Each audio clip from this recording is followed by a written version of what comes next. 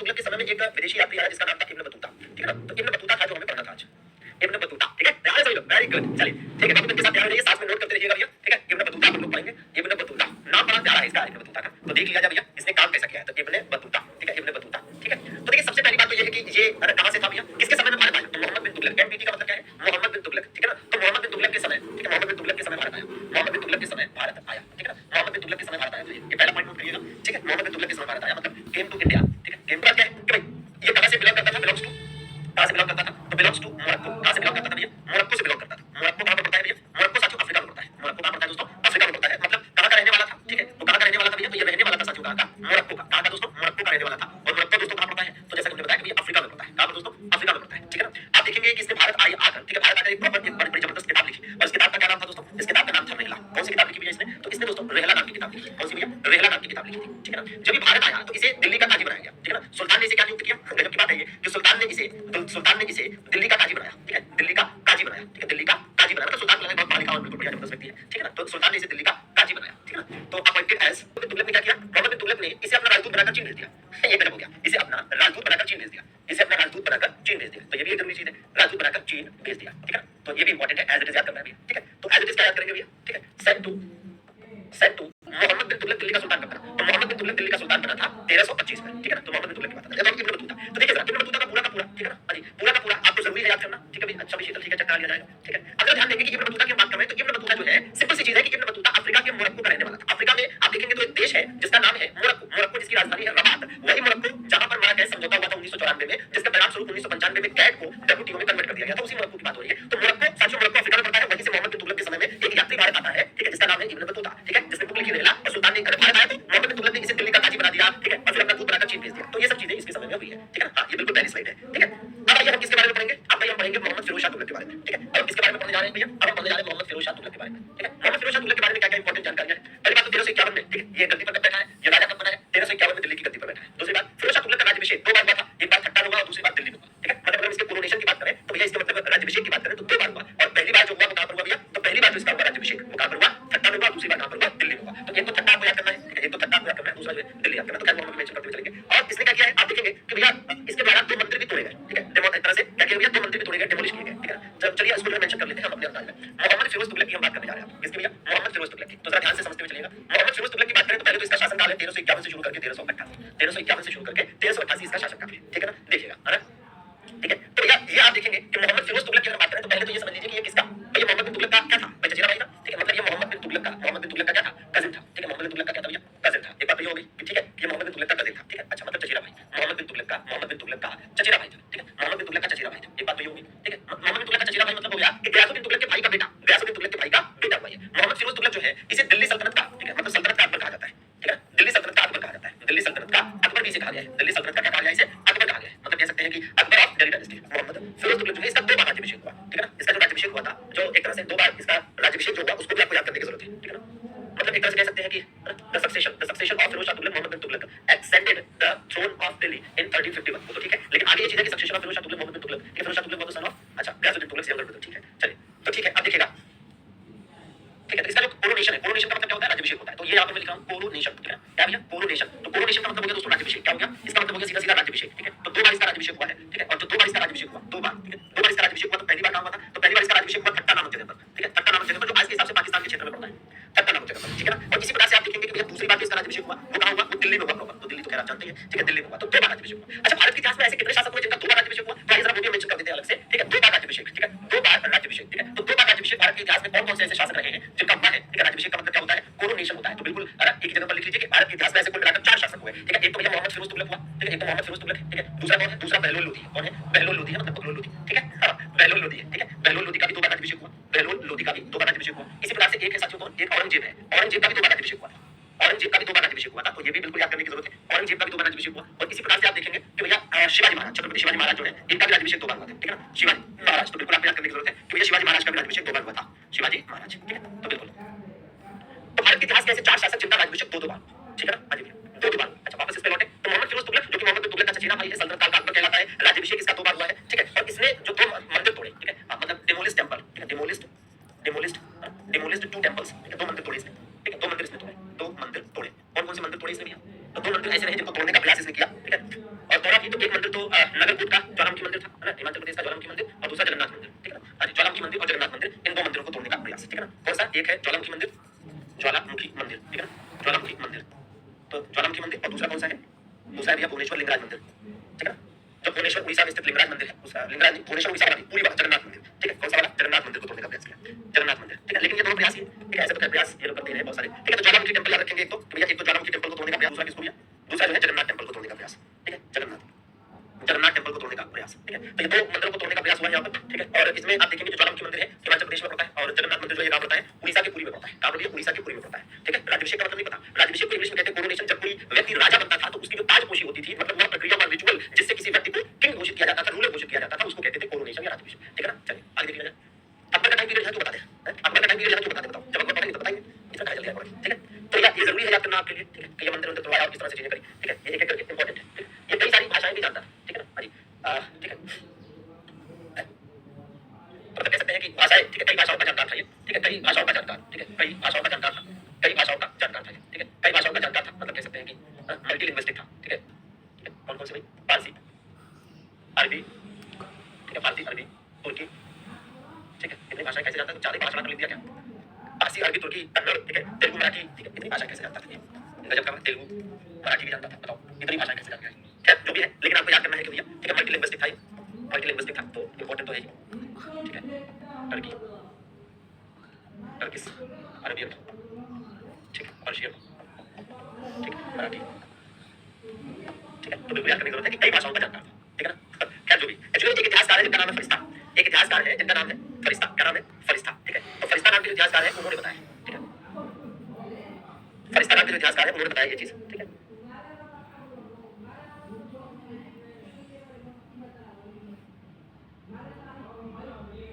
ठीक है, अब ठीक है, अब किसी इतिहासकार ने कह दिया तो फिलहाल उसको जानते रहिए, ठीक है। हाँ बिल्कुल नहीं, अम्बेडकर जी नॉलेज में जाने वो तो ठीक है, समझ में आता है, उनका जानना बनता भी है, लेकिन इसने कौन सी ऐसी पढ़ाई कर ली? क्या ठीक है, चलिए अब देखिए मोहम्मद फिरोज तुगलक के बारे में और चीजें जानते हैं, ठीक है। मोहम्मद फिरोज तुगलक का जो है शासनकाल कहा जाता है मध्यकाल का सबसे भ्रष्ट शासक। लो भैया, इतनी जानकारी रख के क्या फायदा है ना? मध्यकाल का सबसे भ्रष्ट शासक इसे कहा जाता है, मध्यकाल का, मध्यकाल का, ठीक है, मध्यकाल का सबसे भ्रष्ट शासक, मध्यकाल का सबसे भ्रष्ट शासक, ठीक है, भ्रष्ट शासन, ठीक है, किसी का था एक मध्यकाल का सबसे भ्रष्ट शासक, मतलब मोस्ट करप्टेड, ठीक है ना, मोस्ट करप्टेड। बाकी आप देखिए इसने कई सारे काम कराए हैं, तो अब उन सारे कामों पर हम ध्यान दे लेते हैं, बाकी तो ठीक है चीजें। मोहम्मद फिरोज तुगलक, ठीक है ना, मोहम्मद फिरोज तुगलक, इसने भ्रष्टाचार में एक्चुअली में खुद ही बढ़ावा दिया, इसलिए ऐसा कहा जाता है, ठीक है, इसलिए ऐसा कहा जाता है क्योंकि एक बार ऐसा हुआ था कि किसी ने इससे रिक्वेस्ट करी कि मेरे बेटे को या मेरे मतलब उसका कोई जानने वाला था उसको भर्ती कराना था सेना में, तो उससे रिक्वेस्ट करी मोहम्मद फिरोज तुगलक से, तो मोहम्मद फिरोज तुगलक ने उसे पैसे दे दिए कि जाओ वहां पैसा दे देना हो जाएगा, है ना। तो ये वाला हाल है, ठीक है ना। अच्छा भैया पूरा, ठीक है, चेक करा लेंगे एक बार, याद के लिए जरूरी हो जाता है, इसको जरूर याद रखिएगा। चलिए तो अब जरा हम देख लेते हैं, ठीक है, अब जरा हम देख लेते हैं कि भैया टैक्सेशन सिस्टम की व्यवस्था इसने कैसी रखी थी, टैक्सेशन सिस्टम, ठीक है। तो टैक्सेशन सिस्टम, ठीक है, टैक्सेशन सिस्टम की अगर बात करें, टैक्सेशन सिस्टम की अगर बात करते हैं तो देखना पड़ेगा कि क्या कुछ इंपॉर्टेंट चीजें हैं टैक्सेशन सिस्टम में, ठीक है। थोड़ा इसको बीच में लिखा जाए, टैक्सेशन सिस्टम, ठीक है, टैक्सेशन सिस्टम। तो टैक्सेशन सिस्टम में आप ये समझिए कि इसने क्या किया कि 24 विभिन्न प्रकार के करों को पहले समाप्त कर दिया। तो इस पर मतलब इतना टैक्स मोदी टाइप का व्यक्ति, मतलब मोदी टाइप का कहने का मतलब टैक्स के मामले, ठीक है ना। टैक्स के मामले में बता रहा हूं, जैसे क्या है कि भाई वर्तमान में जो सरकार आप जानते हैं कि दुनिया भर के टैक्स खत्म करके एक टैक्स लिया है जीएसटी, ठीक है ना। हां जी, जीएसटी। तो वही हमारा इसका है कि 24 विभिन्न प्रकार के जो कर है, 24 विभिन्न प्रकार के करों को समाप्त कर दिया, ठीक है ना। करों को क्या किया इसने? समाप्त कर दिया, ठीक, 24 विभिन्न प्रकार के करों को समाप्त कर दिया, ठीक है ना। हां जी, मतलब कह सकते हैं तो क्या किया? समाप्त कर दिया, ठीक है। हां जी, आप बोले 24 वेरियस टैक्सेस। अब फिर क्या किया फिर इसने? अब आप देखेंगे इसने जो टैक्स लिया, जैसे एक टैक्स ये लेता था खराज, ठीक है ना, क्या भैया खराज। एक टैक्स ये लेता था जकात, ठीक है, जकात। एक टैक्स ये लेता था जजिया, ठीक है, जजिया, ठीक है। और एक टैक्स ये लेता था टैक्स, ठीक है। आगे चलकर इसने एक टैक्स लगाया हक ए शर्म, हक ए शर्म, ठीक है, हक ए शर्म नाम का टैक्स। तो ये इतने प्रकार के टैक्स इसने लगाए फिर आगे। तो ये चार जो टैक्स है वो इसके द्वारा लिया गया, ठीक है। तो ये भी एक इंपॉर्टेंट बात है, ठीक है। टैक्स था ये एक प्रकार का क्या था? लैंड रेवेन्यू था, लैंड रेवेन्यू, ठीक है, मतलब ये एक प्रकार का भूमि कर था, ठीक है। ये एक प्रकार का क्या था? ये एक प्रकार का भूमि कर था, ठीक है ना। अजय भैया, ये एक प्रकार का क्या था? भूमि कर था, ठीक है। अजय मतलब जो है कि उपज पर लिया जाता था। जकात क्या था? केवल मुस्लिमों से लिया जाता था, केवल मुस्लिमों से लिया जाता था, केवल मुस्लिमों से, केवल मुस्लिमों से लिया जाता था, ठीक है, केवल मुस्लिमों से लिया जाता था, ठीक है। From Muslims only, from Muslim, और ये उनकी संपत्ति का, ठीक है, मतलब जो प्रॉपर्टी होती थी मुस्लिमों की, उस प्रॉपर्टी का कितना होता था? प्रॉपर्टी का 2.5%, प्रॉपर्टी का 2.5%। और जजिया क्या था? तो जजिया तो पहले भी बताया हुआ है आपको डिटेल पूरा कि जजिया जो है गैर मुसलमानों से लिया जाता था, फ्रॉम नॉन मुस्लिम्स, फ्रॉम, ठीक है। और ये क्या था? ये लूट के माल में, ठीक है, लूट के माल में हिस्सा, ठीक है। मतलब ये है कि आप ऐसे समझिए कि जो फिरोज शाह तुगलक के सैनिक थे, ठीक है, वो लूटपाट जो करते थे उसमें से भी एक पार्ट जो है वो शाही खजाने में जमा करते थे, ठीक है ना। हाँ ठीक। अब जजिया के बारे में फिर से मैं पूछूं क्योंकि जजिया के बारे में डिस्कशन बहुत प्रॉपर तरीके से हो चुका है। आई थिंक मध्यकाल भारत के इतिहास का जो हमने स्टार्ट करा था दूसरी या तीसरी क्लास में, तो एक बार पुराना दोबारा क्लास देख लीजिएगा, आपको मिल जाएगा। हक ए शर्म क्या था? ये सिंचाई का था, क्या था? सिंचाई सिंचाई कर था, ठीक है, सिंचाई कर मतलब कह सकते हैं इरिगेशन टैक्स था। क्या था भैया ये इरिगेशन टैक्स, ठीक है, ये इरिगेशन टैक्स था, ठीक है, इरिगेशन टैक्स का मतलब समझ सकते हैं आप, इरिगेशन टैक्स मतलब सिंचाई कर। और ये क्या था, उपज का कितना लिया जाता था, उपज का 10%, उपज का 10% मतलब 10% ऑफ प्रोडक्शन, 10% ऑफ प्रोडक्शन, तो जितना प्रोडक्शन होता था उसका 10% जितना, ठीक है ना, अजय भैया, ठीक। तो एज इट इज आपको ध्यान देने की जरूरत है। और क्या ध्यान देने की जरूरत है भैया, सीधा सीधा आप ये ध्यान दीजिएगा, ठीक है, सीधा सीधा ये ध्यान दीजिए कि मोहम्मद फिरोज शाह तुगलक ने क्या किया। इसके समय में अगर हम टैक्सेशन सिस्टम की बात करते हैं, इसके समय में अगर हम टैक्सेशन सिस्टम की बात करें, ठीक है ना, हाँ, अगर हम टैक्सेशन सिस्टम की बात करें तो 24 विभिन्न प्रकार के जो कष्टदायी कर थे इधर उधर के आलतू फालतू, इन टैक्सेस को क्या किया इसने, खत्म कर दिया, इन टैक्सेस को इसने खत्म कर दिया, ठीक है। और कौन से प्रमुख कर लिए, खराज, जकात, जजिया, खम्स और हकीशत, ठीक है। इसमें खराज क्या था, खराज लैंड रेवेन्यू था, मतलब भूमि कर था, क्या था, भूमि कर था, ठीक है, तो जिनके पास जैसी प्रॉपर्टी होती थी, भूमि होती थी, उसके हिसाब से देना पड़ता था, ठीक है ना। इसी प्रकार से जकात जो है केवल मुसलमानों को देना पड़ता था, ठीक है, जकात केवल मुस्लिम देते थे, ठीक है। तो वो कितना देते थे, जिस मुस्लिम के पास जितनी प्रॉपर्टी होती थी उसका 2.5%, कितना लेते थे, 2.5%, ठीक है ना। अच्छा, अब आप देखेंगे कि जकात से जो पैसा इकट्ठा होता था, जकात से जो पैसा इकट्ठा होता था मुसलमानों के द्वारा दिया जाता था, इस पैसे को केवल और केवल अनाथ मुस्लिम महिलाएं, बच्चे जो होते थे उन्हीं की भविष्य के लिए, उन्हीं की बेहतरी के लिए खर्च किया जाता था, ठीक है ना। इसी प्रकार से आप देखेंगे जजिया, तो जजिया फ्रॉम नॉन मुस्लिम मतलब गैर मुसलमानों से लिया जाता था, और पहली बार यहाँ पर इसने ब्राह्मणों से भी लिया, ठीक है। जजिया के बारे में एक ही जगह पर हमने पूरी डिटेल बताई है कि सबसे पहले सिंध प्रदेश में मोहम्मद बिन कासिम ने लगाया था, जब वो 712 ईस्वी में भारत पर पहला सफल अरब या मुस्लिम आक्रमण करता है, ठीक है। उसके बाद हमने बताया था कि भैया भारत में फिर मुस्लिम शासकों के द्वारा जजिया लगातार लगाया जाने लगा। आगे चलकर हम देखेंगे कि एक मुस्लिम शासक हुआ कश्मीर का, जिसका नाम है जैनुल आबदीन, ये पहला ऐसा मुस्लिम शासक था जिसने जजिया कर को बैन किया था। मोहम्मद फिरोज शाह तुगलक ऐसा पहला शासक हुआ मुस्लिम शासक जिसने ब्राह्मणों से भी जजिया कर लिया, नहीं तो ब्राह्मणों से जजिया टैक्स नहीं लिया जाता था। हालांकि जजिया कभी भी महिलाओं से, बच्चों से, बूढ़ों से, बुजुर्गों से नहीं लिया जाता था, और ऐसा कहा जाता था कि जिस प्रकार मुसलमानों को जकात देना पड़ता है ताकि अनाथ मुस्लिम महिलाओं बच्चों की देखभाल पर खर्च किया जा सके, उसी प्रकार गैर मुसलमानों से जजिया लिया जाता है ताकि जो गैर मुसलमान अनाथ बच्चे, महिलाएं हैं, बूढ़े बुजुर्ग हैं, उन पर खर्च किया जा सके, ठीक है ना। तो इसलिए ये चीज यहाँ पर देखने को मिलती है। इसी प्रकार से और आगे बढ़े तो देखेंगे खम्स की बात करें तो भैया खम्स तो गजब का है, लूट के माल में राजा का हिस्सा, मतलब राजा के सैनिक लूटपाट करते थे और उसमें से एक हिस्सा, एक पार्ट जो है वो राजा को देते थे, ठीक है। तो ये भी अलग लेवल का है, ठीक है। इसीलिए कहते हैं मोहम्मद फिरोज शाह तुगलक का जो शासनकाल है ये मध्यकालीन भारत के इतिहास का सबसे भ्रष्ट शासन है, ठीक है ना, सबसे भ्रष्ट शासन है। कहीं पर भी इस बात का जिक्र नहीं मिलता है कि जजिया एग्जैक्टली कितना लिया जाता था, ठीक है ना। अच्छा, हक ए शर्ब क्यों लेता था, अच्छा हक ए शर्ब लेना तो उचित भी था, ठीक है ना, हाँ उचित भी था, इसलिए साथियों, ठीक है, इसलिए क्योंकि आप देखेंगे कि हक ए शर्ब इसलिए क्योंकि मोहम्मद फिरोज शाह तुगलक ने सिंचाई की व्यवस्था करी और 5 बड़ी नहरें बनवाई थी, ठीक है ना, हाँ 5 बड़ी नहरें बनवाई थी, ठीक है। तो भैया इस तरह से है जो 5 बड़ी नहरें बनवाई, तो ऐसे किसान जो उन नहरों से पानी इस्तेमाल करते थे सिंचाई के लिए, तो ऐसे किसानों को अपनी उपज का 10% देना पड़ता था, ठीक है ना, आगे भैया, ठीक। तो इस बात का ध्यान रखना, ठीक है। चलिए, हाँ ये एक बड़ा बढ़िया कमेंट आया है कि सर मेरा नाम क्या है, ये पिताजी आपके बताएंगे, इंपॉर्टेंट है। अब जरा हम ये देख लें कि फिरोज शाह तुगलक द्वारा किए गए कार्य, ठीक है ना, हाँ फिरोज शाह तुगलक द्वारा, फिरोज शाह तुगलक, ठीक है, मोहम्मद MFT मोहम्मद फिरोज शाह तुगलक, और मोहम्मद फिरोज शाह तुगलक द्वारा किए गए कार्य, मोहम्मद फिरोज शाह तुगलक, तो देख लीजिए भैया वर्क्स, ठीक है। और बहुत ने 300 नगर बसाए, यानी गजब की कहानी, 300 नगर बसाए, ठीक है ना, मतलब कह सकते हैं कि एस्टैब्लिश्ड या फाउंडेड 300 सिटीज, ठीक है, फाउंडेड 300 सिटीज, फाउंडेड 300 सिटीज, ठीक है, फाउंडेड 300 सिटीज, 300 नगर बसाए, ठीक है, 300 नगर बसाए। आगे 300 नगर बसाए हैं, इसमें एक एग्जांपल भी ले लीजिए कि कौन-कौन से नगर बसाए। फॉर एग्जांपल फिरोजाबाद, ठीक है, फिरोजाबाद, फतेहाबाद, फतेहाबाद, हिसार, जौनपुर, ठीक है, ये ETC, तो कई सारे इसमें नगर बसाए। अब इसमें ये भी ध्यान दीजिएगा कि सबसे प्रमुख क्या है, जौनपुर, ठीक है ना, जौनपुर को किसकी याद में बसाया, जौनपुर को किसकी याद में बसाया गया, ये ज्यादा इंपॉर्टेंट है। तो जौनपुर को किसकी याद में बसाया गया, तो इसमें आप ये समझ लीजिए कि भाई मोहम्मद बिन तुगलक, मोहम्मद बिन तुगलक जिसका वास्तविक नाम क्या था, जौना खान की याद में, की याद में, कि उसकी याद में बसाया जौनपुर। अरे किसकी याद में, जौना खान की याद में, मतलब सीधी सी बात है कि इन द मेमोरी ऑफ, ठीक है, मोहम्मद बिन तुगलक का वास्तविक नाम, ठीक है ना। आगे अरे वाह क्या बात है, सारे सुख चैन आपके फिरोजाबाद में, मतलब फतेहाबाद में है, क्योंकि फतेहाबाद में आपकी ससुराल है, वेरी गुड, ठीक है, हाँ अच्छा। अरे वाह भैया जगत नारायण जी, कहाँ से, वहाँ कहाँ से बताइए। अरे वाह विजय बाबू आप भी, अच्छा हम कहाँ से, मुझे पूछे तो सब बता रहे हैं, इसके बाद इनको कमेंट में दिखाई दे रहा है कि कौन सा कमेंट, ठीक है, मोहम्मद बिन तुगलक की याद में बसाया गया था, ठीक है। जौनपुर के बारे में बहुत कुछ है, जैसे जौनपुर आप देखेंगे कि पूरे भारत के इतिहास में जौनपुर में केवल एक बार ही स्वतंत्र राज्य स्थापित हुआ था, सरकी राज्य, गोमती नदी के किनारे पड़ता है और इसे मोहम्मद बिन तुगलक की याद में मोहम्मद फिरोज शाह तुगलक ने बसाया। जौनपुर में एक लाल किला है जो कि मोहम्मद फिरोज शाह तुगलक ने ही बनवाया था। जौनपुर में एक शाही पुल जो है, ठीक है, एक शाही पुल है और एक शाही किला है, शाही किले को जौनपुर का लाल किला कहा जाता है, तो शाही पुल को वहां पर पुराने किले के नाम से जाना जाता है। यहाँ पर ज्यादातर जो कुछ भी विकास हुआ है वो सरकी शासकों के समय में हुआ है, और यहाँ पर स्वतंत्र सरकी राज्य की स्थापना जो है वो मलिक सरवर के द्वारा की गई थी, किसके द्वारा, मलिक सरवर के द्वारा की गई थी, और इसे ख्वाजा जहां के नाम से भी जाना जाता है। जौनपुर के सरकी राज्य का अंतिम शासक कौन था, हुसैन शाह सरकी था, ठीक है। सरकी शासकों के समय में यहाँ पर अकाला मस्जिद, जदरी मस्जिद, लाल दरवाजा मस्जिद, यहाँ की बड़ी मस्जिद जिसे जामा मस्जिद कहते हैं, इसका निर्माण हुआ, ठीक है ना। यहाँ का एक शिव मंदिर है जो कि काफी फेमस है, ठीक है ना, धर्मापुर वाले क्षेत्र में, ठीक है। यहाँ पर शीतला चौकिया धाम भी एक है, आस्था का केंद्र है पूर्वांचल के क्षेत्र के लोगों के लिए, ठीक है ना। तो खैर मोहम्मद फिरोज शाह तुगलक के द्वारा और जो काम किए गए वो भी देख लेते हैं। इसने बहुत सारे काम किए, यहाँ तक कि कहा जाता है कि इसने 1200 बाग लगवाए, कितने भैया, 1200 बाग, ठीक है ना। 1200 है ना, गॉट अबाउट 1200 गार्डन्स, ठीक है, गार्डन्स प्लांटेड, गॉट अबाउट, ठीक है, गॉट अबाउट 1200, ठीक है, गार्डन्स, ठीक है ना, प्लांटेड, ठीक है ना, प्लांटेड मतलब कह सकते हैं कि लगभग 1200, ठीक है, लगभग कितने 1200 बाग लगवाए, ठीक है, 1200 बाग लगवाए, 1200 बाग, ठीक है। ये भी है, तो इससे क्या पता चलता है, एनवायरनमेंट के प्रति, पर्यावरण के प्रति इसके प्रेम को दर्शाता है, ठीक है ना। चलिए क्वेश्चन होता है वहां से कुछ ना कुछ रास्ते नाते निकल आते हैं, बात समझे नहीं, ठीक है। चलिए तो ये बात है मोहम्मद फिरोज शाह तुगलक के द्वारा, ठीक है।